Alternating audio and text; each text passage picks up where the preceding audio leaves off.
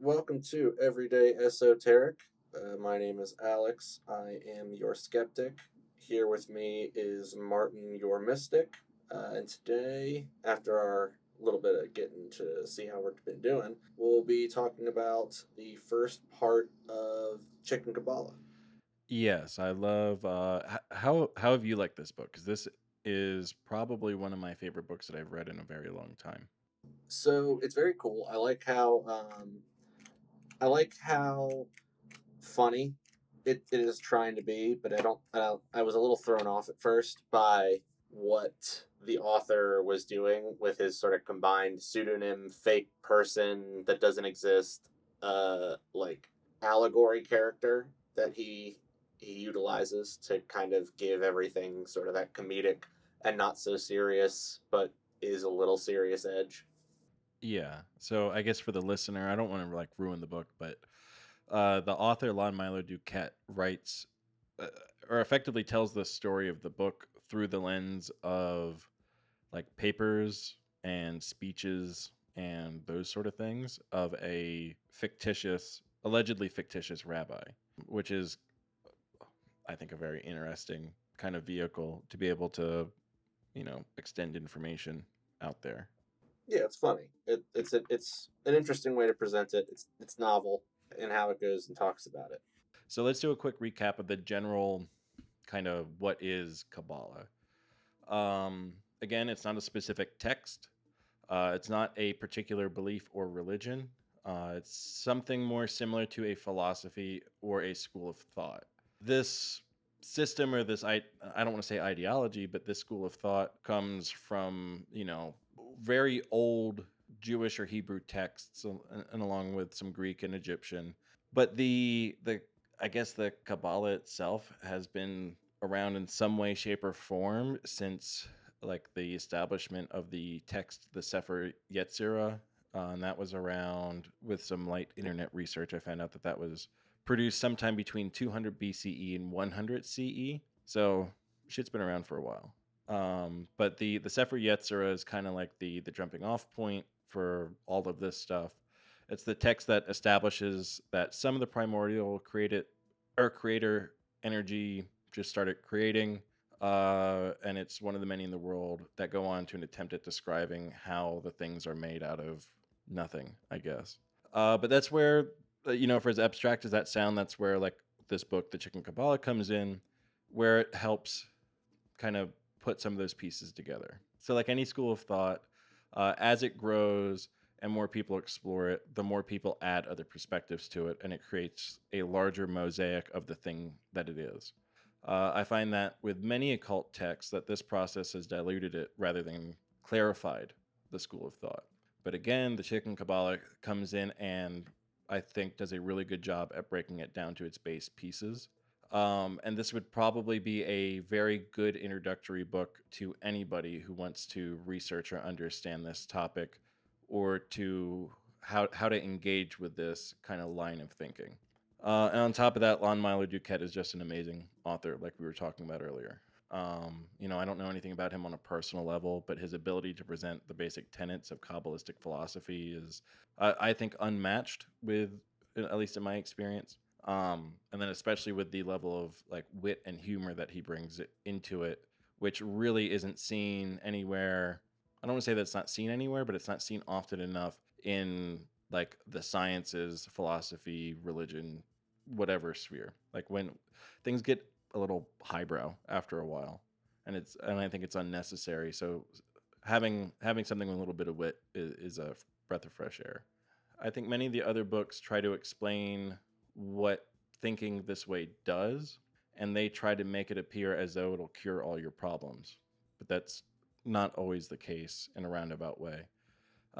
What they don't explain is that the source is also the source of all your problems. So I guess in some ways, they want to teach you how to manipulate it, but you have to learn how to work with what you got. So what Lon Milo has done, and by extension, whoever put together the Sefer Yetzirah, is create a text that allows you to start exploring the everything of reality by giving you an introduction point, just a point to jump off of. It's the point of insemination. And then two, it gives you language to begin to think of abstract concepts and events. And of course, this is not the only language or way to explain something, but it remains a well stocked entry point. In this book, he walks us through chapters that explore each a different focus of the Qabala, and the book is laid out in a way that one would think would smoothly transition to another, almost as though that each chapter acts similar to a mathematical proof of the previous, which is ideally good writing. You'd want to be able to somewhat back up the arguments that you make or the evidence that you present. And then with each successive chapter, it examines and expands on the topic of the previous one and opens the door for the next. Lon never, I recently read this and Alex is going through it right now, but he never talks about anything that's like magic in particular. And like through my experience, it's, you get what you get out of it, and that's going to be different for everybody. So one of the core tenets oh, go on. I think that the lack of talking about magic, it lends better to the credence of it as a philosophy here, because I think like how most people may approach it, at least how I had kind of looked at it, is that the magical aspect of this thing, the ritual, the sort of the hemming and hawing that comes with the next steps, so to speak, of practicing, can throw people off, or not put a bad taste in their mouth, but sort of give them give them less inclination to partake deeper. When you start suggesting that doing specific things and invoking particular axioms or sentiments, that things can change in a way that is akin to that of what other religions might be suggesting that their own mechanisms do. And the avoidance of that is nice here, like I said, because it gives it more credence and talks and has it orient itself more as philosophy than a religion. Yeah. So yeah, I mean that's exactly like a large part of the point. Is I think I mean, it's going to get very metaphysical very quick, but I think it kind of gives you a toolbox, not the toolbox. And it never, and that's another nice thing is it doesn't claim to be the. It's just here is information presented, and then how that sorts itself out within you, and then how that impacts your world around you once you've digested it. It is up to you, and uh, I think that's really where the true magic in this is. So, the general isness of the Kabbalah, a lot of the general thought processes, Lon has distilled down it into something that he cheekily has called the 10 command rants, and we're going to use that more or less to formulate and guide this episode, because there's 10 points and all of them are very, very important things to discuss or understand before progressing. But each one of these things will be explored in some way in the consecutive chapters. This is just kind of like the prime philosophy for the thought process going forward. So I guess, Alex, are you ready to go through them 1 through 10? All right. So I don't know what notes you have on it, but the first one, Lon posits that all is one.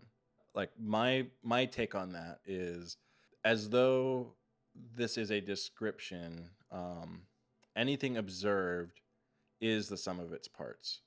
If anybody has any experience with abstract thought, you may have come to this conclusion already.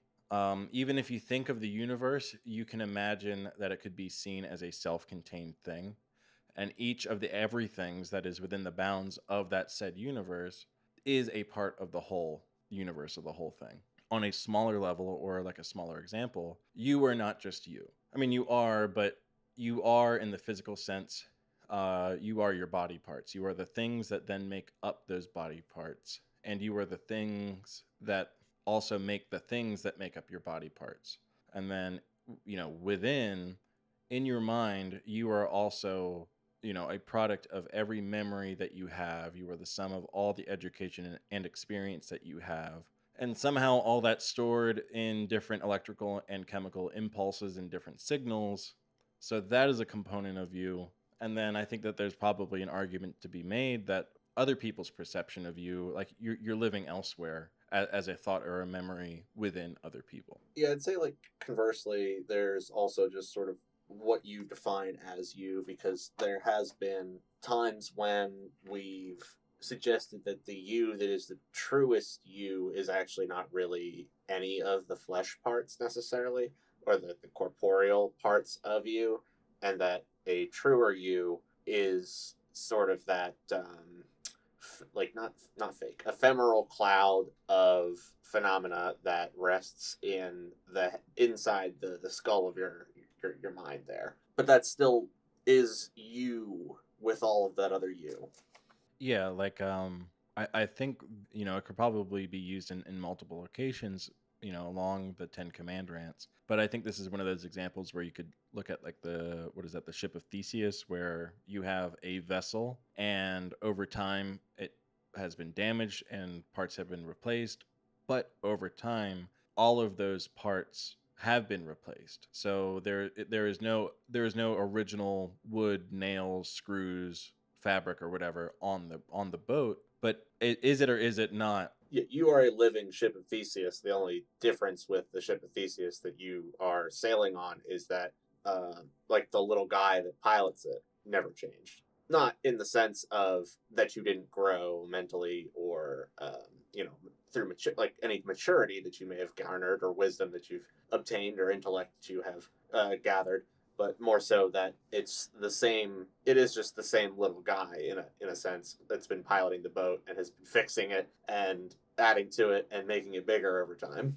So kind of using that as a springboard, like, and then I guess ultimately maybe like what is consciousness? But I this then makes me think of plants, where like most listeners, if you have houseplants, you may be familiar with what a pothos is, and the fact that you can propagate them so readily and so easily just by clipping something off and putting it in another thing of water, and it becomes effectively its own plant. But is it its own plant if its constituent parts are part of that same original thing? So if your constituent parts are effectively the same, stardust that your chair is made out of, are you any different than your chair? And I'm talking about on just like a fundamental physical level, not necessarily like a spiritual or like a consciousness level, at least not at this point. It's a good question. We're all made of the same kind of Lego set. It's like there's no new particles that exist in me that don't exist in you or any of you listeners. Right. And there's going to be a point where all those particles that are you get returned to the particles that is everything. Which I think that's like a nice segue into the second command rant, where it postulates that the first command rant is a lie, and it says that all is nothing. And I know Alex was kind of excited to get into this part, but Lon discusses the amount of nothing there is in the universe, both around you and at the atomic level. And we observe this to be true of the observable universe as well. So there's just more, in general, there's more space in between things than there are things that fill space. And he also says that elements of creation, the stuff of things, he says are the dust, or is the dust that peels off like dead skin from some singularity, a single supreme something that we can call, or that he calls the unmanifest. Nothing in itself, like nothing, yeah, nothing. It sounds weird, but nothing in itself seems to be the ultimate creator, as nothing as it is has a capacity for anything. The problem with this is that we can't think of nothing. We can't formulate a thought of nothing. We can think of things that are not nothing, but as soon as one thinks about nothing, it is automatically disqualified from infinityhood. So Lon then describes three types of nothing. You have the Ein Sof, and the Ein Sof Or, which Alex has some notes on this. Would you mind taking over for this? Right. A lot of like what he's describing here is sort of just how one, like the words that he's using, ein sof, or, are different piece parts describing the process with which one can describe and then also understand the nothing that he's trying to talk about. What I was able to, what I kind of got from this though, or at least I was able to relate a lot of this to, is that you have ein, um, which is the nothing, and that kind of relates to something like a void. Like if you think of a void, or if you're familiar with computer science and coding, like in the C language, there's a void type. It doesn't have a type. It's not described as anything other than just information. There's no anything to it necessarily.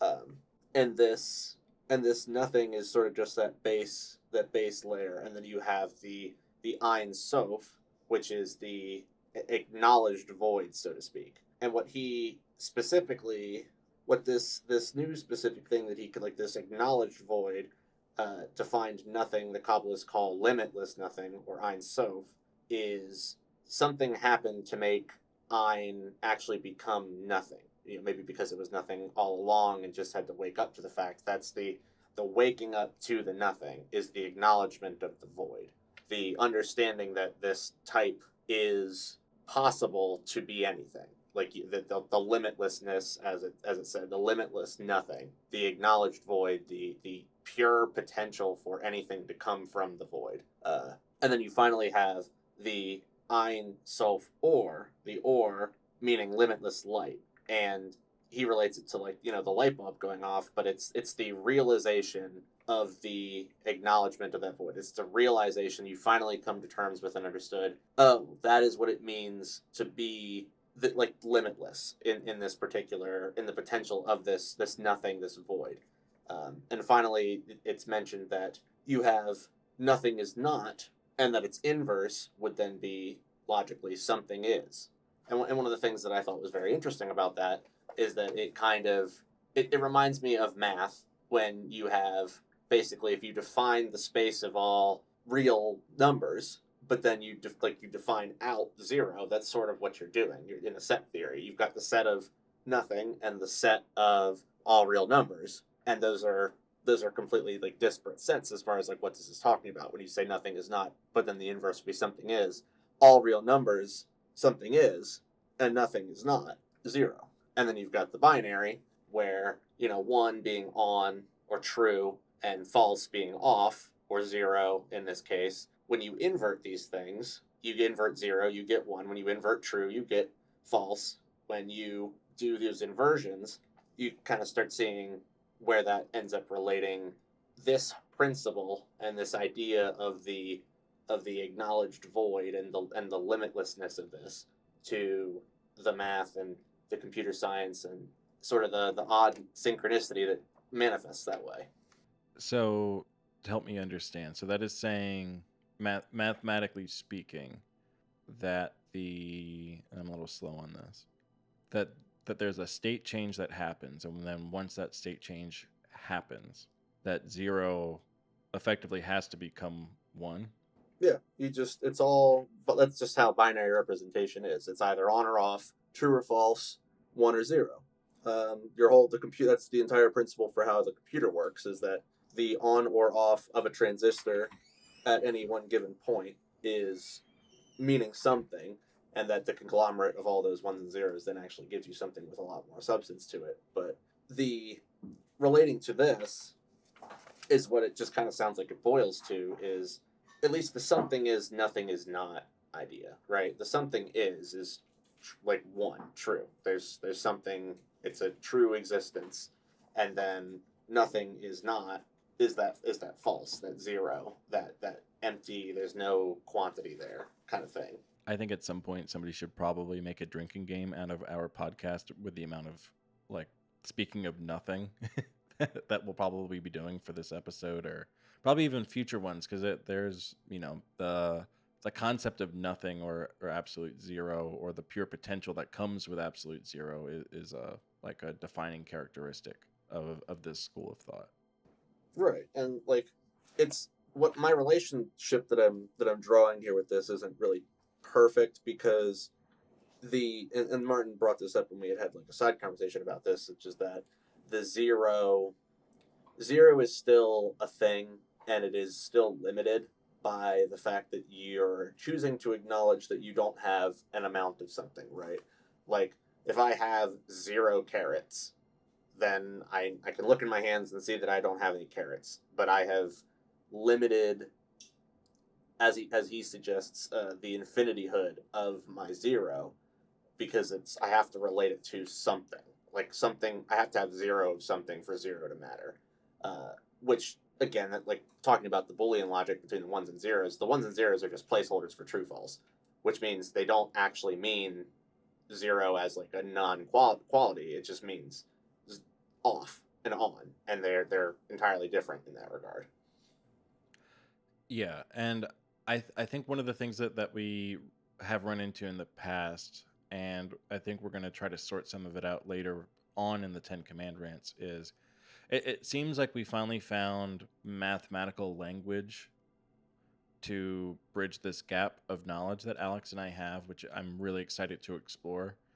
But clearly, you, the listener, if you're having trouble following, both of us are up to a point having trouble following it ourselves, just because this concept of zero or infinity is so abstract, and there's only so much that you can skim off the top. Well, it's supposed to be hard. Like it's not. The point of it isn't to be easy for anybody to comprehend. That's the whole reason why it's all esoteric and occult to begin with. And so, like when we start relating them over to other kind of difficult to get mechanisms, especially when I'm talking about the void type with coding, because like that's a career killer. Like that's a college career killer when it comes to people trying to understand like what a void type is, especially when they start trying to learn about like casting and addresses and stuff, because it just completely breaks people's minds trying to figure out like how the computer has to do its own mechanisms and the things that we came up with to make it easier or better or faster. And so if you don't get it, that's okay. There's going to be times when we don't necessarily get things, and we're all trying to get through this. We're trying to figure this out together. Yeah, we like it's a Herculean task, but we are doing our damnedest to try to, you know, what's the word? Not make a synchronicity, but like find synonyms where they make sense. Um, but in doing so, the synonyms are abstract. Right. Just relating it to things that exist already in media or in math or whatever we can find to try and make it digestible. So, and this is something that we're going to discuss later as well today. But would you say that there's a certain point when you work with that concept of zero in like in college, like you were saying, like it can be a career killer where you just kind of have to have like faith or acceptance in the fact that this just is what it means by the definitions that we have. I think maybe zero is not as hard for people to deal with a lot because when you just relate zero to the idea of not having anything, it's pretty easy because you can not have stuff. Like Yeah, you can go to the store and have zero money and not be able to buy the soda pop and be like, oh yep, that's zero. right. But if I had $1, I sure would be having one more Yeah. sodas. Well, that's a really good example then. We can understand the feeling of not having to have the $0. Like we've all been in a position where we don't have whatever it is, but it's it doesn't mean that there's not money elsewhere. Exactly. This void, this nothingness is an entirely different type of thing. It's that paradoxical, limitless nothing. Like when you truly have it.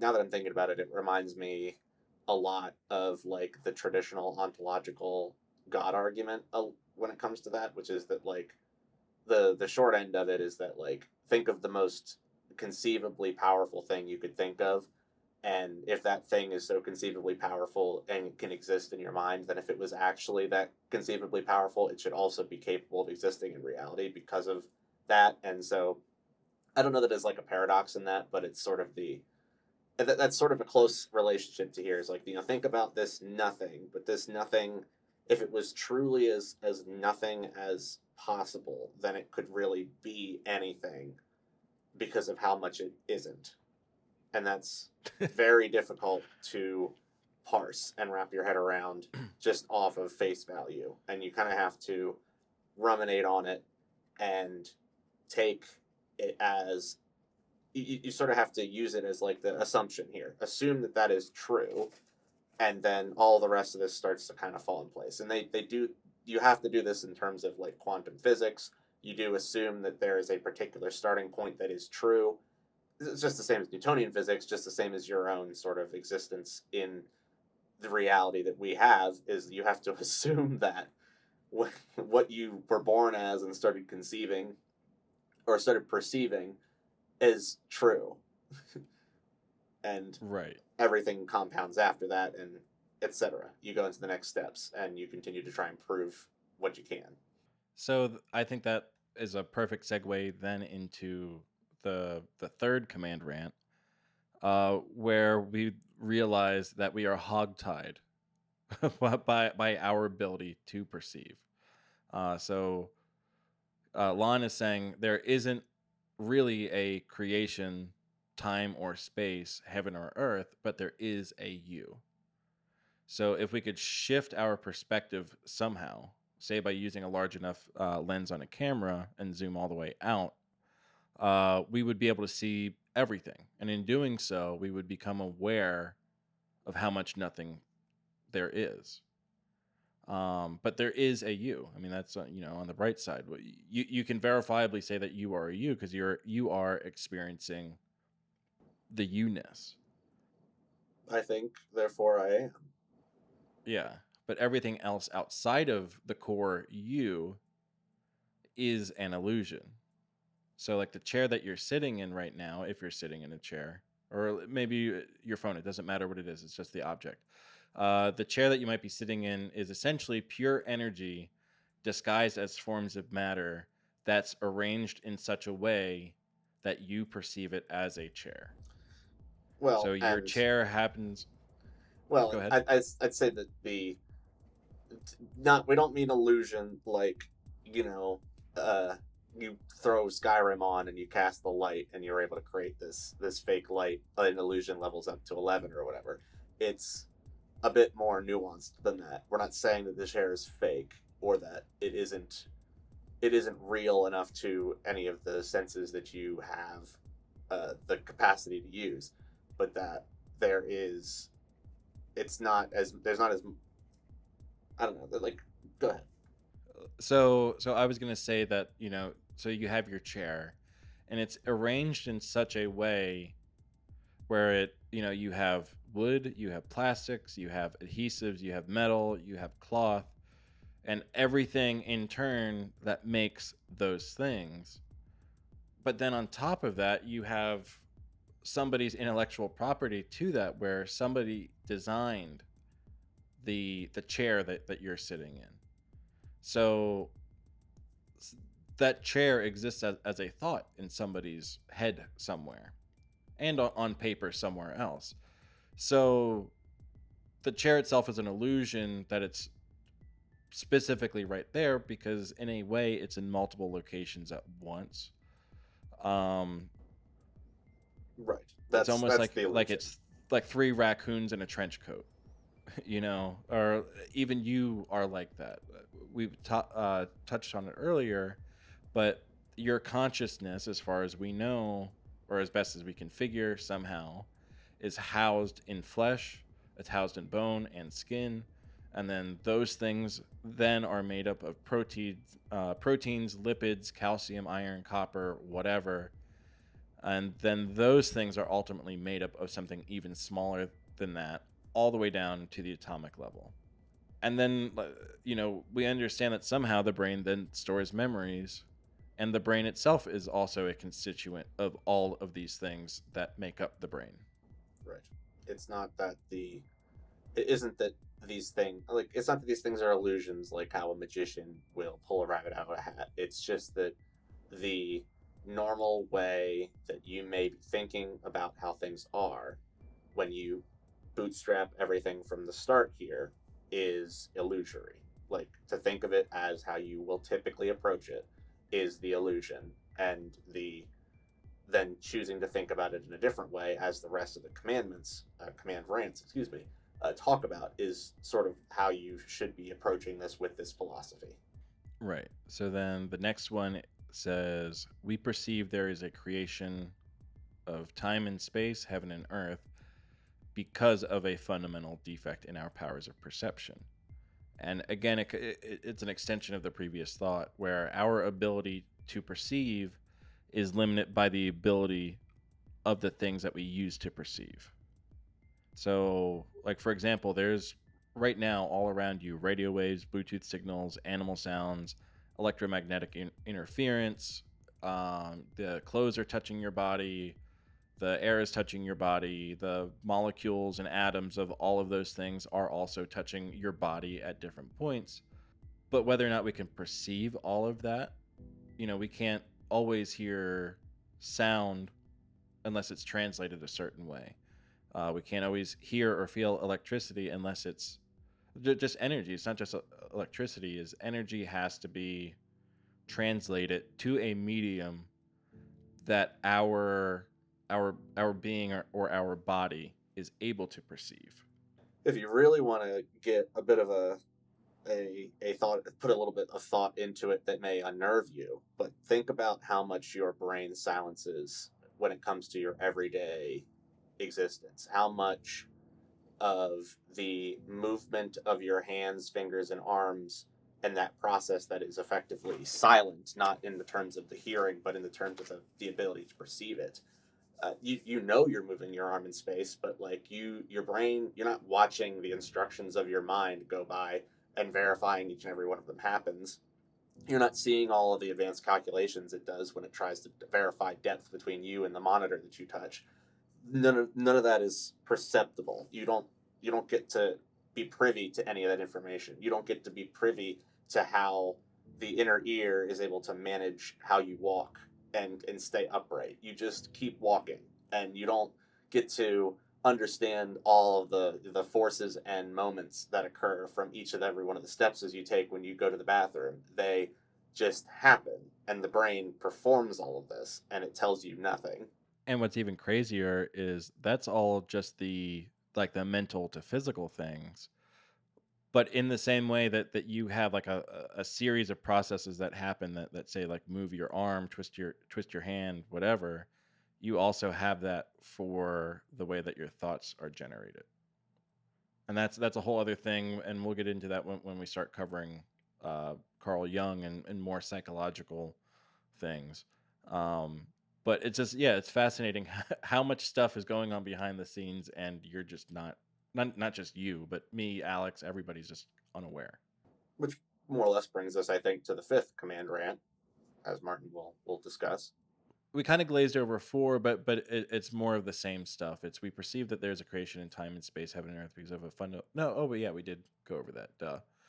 But yeah, it does roll right into the defect cannot be repaired, but it can be overcome.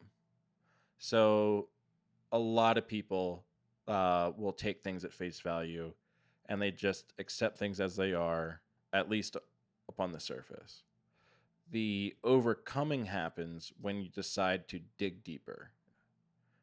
You are either attached and not worried about the minutia, as many people are, or you can become an active participant in reality. You not only are subjected to your senses, but your senses are in turn subject to you. You explain that a little more for me?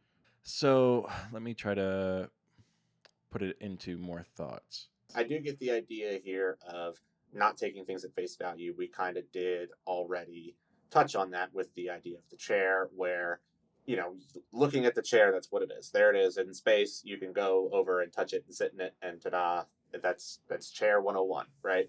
But Right. there's more to it there, and I think what maybe five is talking about here is the steady training of your brain to try and think of things like the chair as these larger, more interconnected and weaved uh, entities.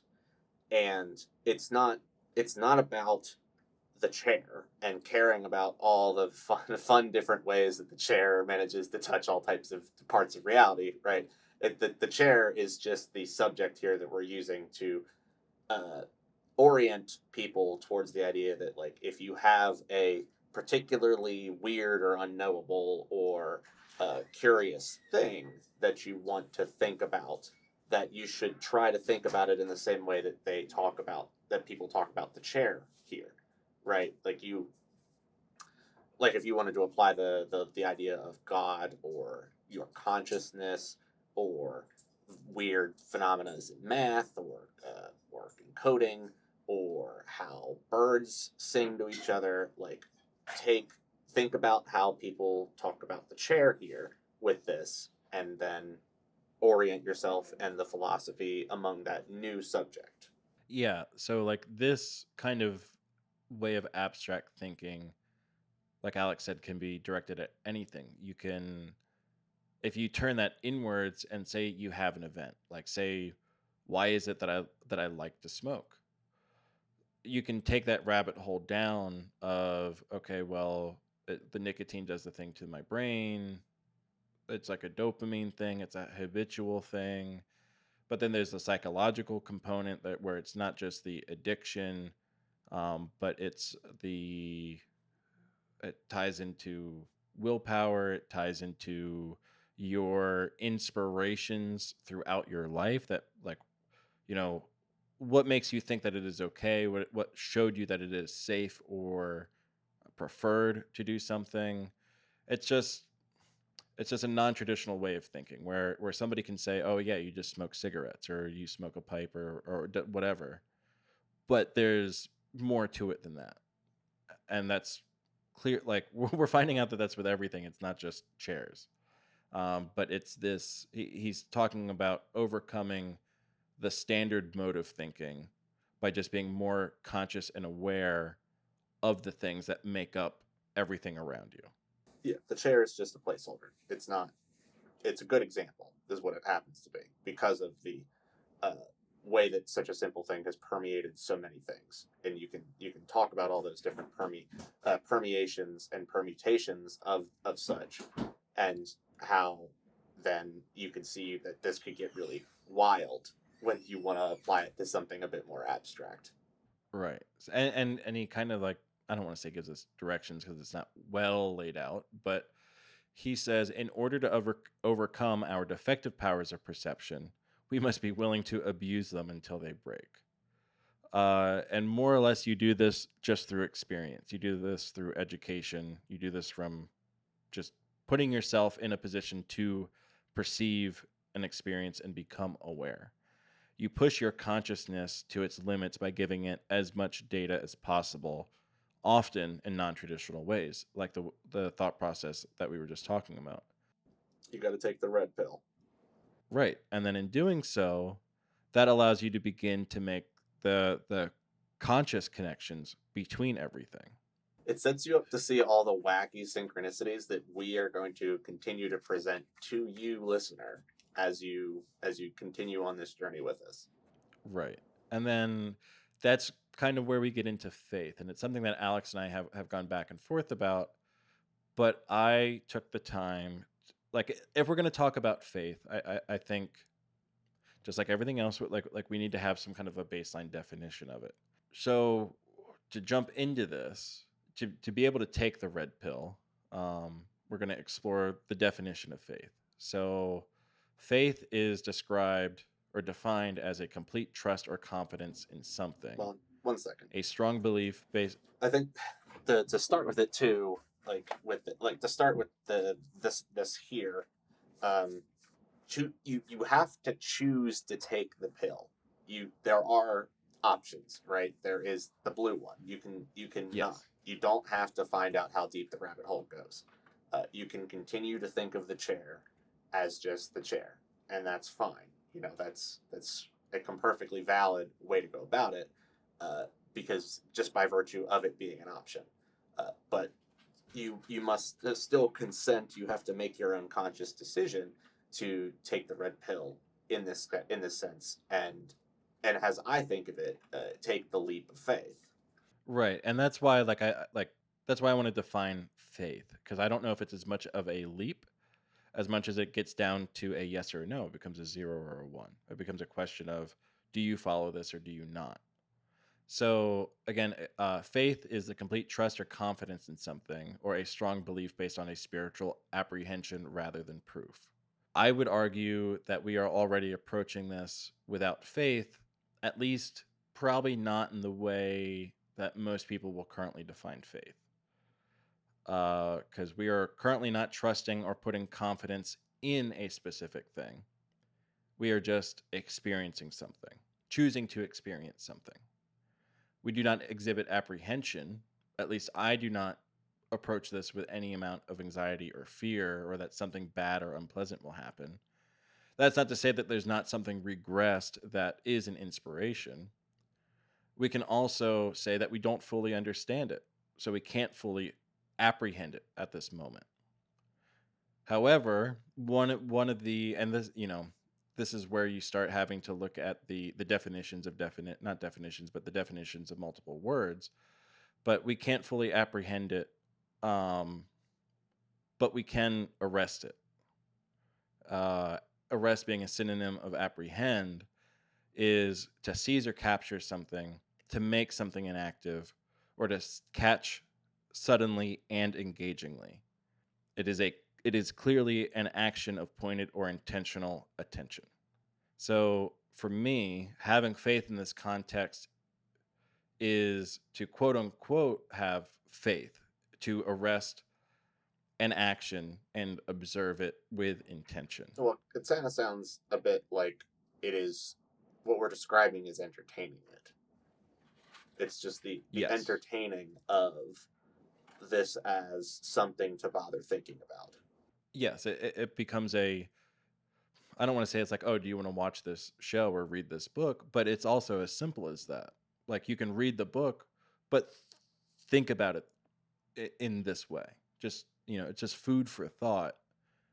And I think when faith is defined this way, linguistically, I think it opens it up and removes that kind of like the spiritual connotation of it. I don't know how you feel about that, Alex. Well, I think there's a bit of a bias that we have to make pretty clear when it comes to this breakdown on this subject, because if it wasn't obvious, you're definitely taking a kabbalistic approach to the faith aspect of Yes. thinking of it as a leap of faith. And I don't want to call that paradoxical, but it is a bit of a thing where I wanted to I did ask that you avoid this, and it's not like it's your fault or anything, but the idea of using the word in the definition, like we couldn't use the word in the definition. You did a really good job, I think, throughout the whole thing of doing that, but that we still then come to the idea of having faith is not air quotes having faith. It is we changed the type of the faith that you're having in it. It's not the spiritual Christian or Jesus on a cross faith. It is the choice to entertain. Yes, I think that's the best way to explain it is if we don't want to, I think we can only come to the conclusion of that alternate phrasing or definition by defining faith. That way we know what it is not. Does that track? Yeah, and you could say just the same thing about my faith that all of computer science relies on Alan Turing's Turing machine, and that it will not at some point completely fall apart as like hogwash. And the same thing can be said of math, and the same thing can be said of our model of Newtonian physics, and the same thing can be said of the active development of quantum theory, because you must have faith that the very first, like whatever the first axiom of quantum theory is true. Therefore, what they do is they just continue to test and try and hypothesize and run through the scientific method. But and everything keeps working out and is nice, but it still all comes down to we assume it's like this in the beginning, at the Yes. start of all of our experiments that we've ever had, and everything has continued to work out in its favor, but it has never proven it is true. And so it's kind of like Yes. it's closer to that sort of faith is what I believe I'm understanding from Martin. It's begging to ask the question of just come along and see. Like it's like, there's no strings attached. Just explore. Like Alex was saying, like it's an active thing. It invites that active participation. Otherwise, you'd be a passive observer where you're just existing, and that in itself is a mode of action. But you're creating a defined separation from one state from the other. And to be able to do anything, you have to be able to do that. It doesn't matter if you're trying to pick between burgers and fries, Dr. Pepper and Coke, Diet Coke and Coke. You have to start somewhere. Is essentially what it comes down to. So then, in regards to burgers and Coke and stuff, do you want to talk about the lox and cream cheese? Oh, hold on. Before I go into that, there is. Well, there's a pile of other stuff in there that we can talk about, but I think that, and maybe for the sake of the episode length, considering we've got a couple more commandments, we could save just that really quick. as okay. Because it's just like a little blurb that I found from Carl Jung, when he talks about the unconscious mind that I think kind of fits into this form of faith. And he says, every great experience in life, every profound conflict evokes the accumulated treasure of these images and brings about their inner consolation. But they become accessible to consciousness only when the individual possesses so much self-awareness and power of understanding that they can reflect on what they experience instead of just living it blindly. In the later event, they actually live the myth and the symbol without knowing it. That sure was nice to hear, but I definitely don't understand it. I think it's one of those, because it's something that I've been reflecting on, where you and I have different levels of education in different things, and it makes sense to me because I've read this, like the source material behind it, so it might not translate in the same way as if you were trying to explain like a mathematical concept and I didn't have the history of the math leading up to it, is really what that boils down to. But yeah, going back to the locks that Alex was talking about, that everything in heaven and earth is connected to everything else in heaven and on earth. So, Lon's rabbi character says the locks on his cream cheese rests upon his bagel, which is connected to his fingers, which are then connected to his hand, and that is connected via the rest of his body to his foot, the foot to his shoe, the shoe is connected to the floor, and so on and so forth. So by this logic, his locks is ultimately connected to all the locks, all of the cream cheese, all of the bagels, all the fingers, hands, feet, whatever, of each unit of locks that it possesses in infinity for every other unit of locks by its virtue of locksness. Did you know that they call that on the bird the jizz? What? When you want to talk about what bird? Any bird, any bird's birdness is referred to as its jizz. Just the various parts that make it a bird, but that bird unique. So the things that make the cardinal versus the chimney swift, the sum of those parts is referred to as the jizz. Yes. So like with trees, we say like, oh, like that's an oak because of how it is. Yes. Like they're saying like this titmouse is a titmouse because it's because of the jizz of the titmouse. Yes, effectively. Why are birds so highly sexualized? I don't know. Coming at you from the future, but now in the past, is Martin Your Mystic. I'm cutting the episode up right here. We will pick up where we left off in the next one, obviously. So until then, like and subscribe. Touch us on the internet. Thank you for being here, and we'll see you on the next one.